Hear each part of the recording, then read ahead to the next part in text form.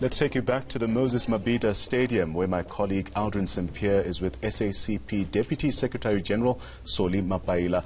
Aldrin, alliance partners of the ANC also joining in on today's festivities. Well, certainly, and they'll have an opportunity later on, just before the President delivers the keynote address, to also address these members and supporters of the party who are expected to fill up the stadium. The ANC has said that they expect around 100,000 people to make their way to the manifesto launch. There's also an overflow area. But of course, the message from the SACP will be quite important, considering some of the election manifesto promises that will be coming from the ANC, and as well as this debate that has been happening within the party around reducing the size of the state. And as I've indicated, I am with Cyril Ramaphosa. Thank you so much for joining us this morning. Let's quickly speak about, first of all, the relations of the alliance at this moment. Did you guys have any discussion within the party and the various alliance partners about what should be in the manifesto of the ANC? First, we want to congratulate the ANC for reaching this milestone of 107 years of glorious service to the people of this country. Yes, we participated in all the processes for the development of the manifesto, as well as the list process. As we indicate, it doesn't mean that participation will agree with everything, but we have participated. We appreciate the process of being inclusive.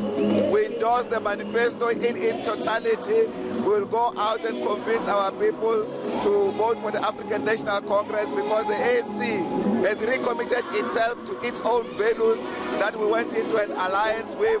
Those are the values that most of our cadres and martyred for this freedom of our country. And therefore, this renewal of the ANC to take new vows with the people of South Africa to be a trusted servant is what we are taking forward. There's also, of course, the NDP. I wonder whether the manifesto speaks about creating a capable state, because that's what the NDP speaks about as well. And how do you then balance that with the current discussion and debate that's happening around reducing the size of the state? Yes, the NDP, we have agreed on the framework, particularly the section on the public administration, which we think is a very good section. We have long embraced on that. The only difficulty in the NDP was the economic question. We are beginning to deal with that as well in the manifesto through the development of an industrial strategy that refocuses on rebuilding manufacturing in our society, and therefore creating jobs and more income for the country, as well as for the people and the workers particularly. So we'll continue to strengthen the capacity of the state, and we have seen the interventions that have been made, the removal of the rot in the state-owned enterprises, which are important instruments for the development of our country economically. And that intervention led by the President, either through the interventions in the ESCOM and so forth, were very critical, and we want to support those measures, including the interventions in SARS and so forth.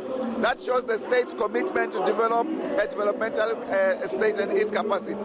But has the SACP, as the vanguard of the working class, raised its concern with the party at all about reducing the size of the state? At least that's the argument that COSATU is bringing forward. Yes, we have always said that public resources must be utilized properly. We must cut the fat, the excessiveness in government of unnecessary benefits and so forth, particularly for public representatives. We understand the job is tough, but at the same time we have said, let's see the commitment of individuals who have sacrificed to serve the people wholeheartedly and selflessly without any rewards. And that's what we think the government must do, and there's no doubt about that. We have agreed that we should consolidate some of the state institutions into effective, coherent state capacity, so that we can be quicker to respond to the needs of the people and not to bureaucratize the state system. So in that regard, we agree with COSATU. We agree as the alliance. We will work on the framework to consolidate that before the elections. The General Secretary of the SACP, speaking last week at the anniversary of George Slovo, he spoke about what's happening currently in the country and new political parties being formed, and he said there's only one party that SACP members should be voting for, and that party is the ANC. And I then wonder whether this should be then translated or does translate into the SACP will not be contesting these elections whatsoever.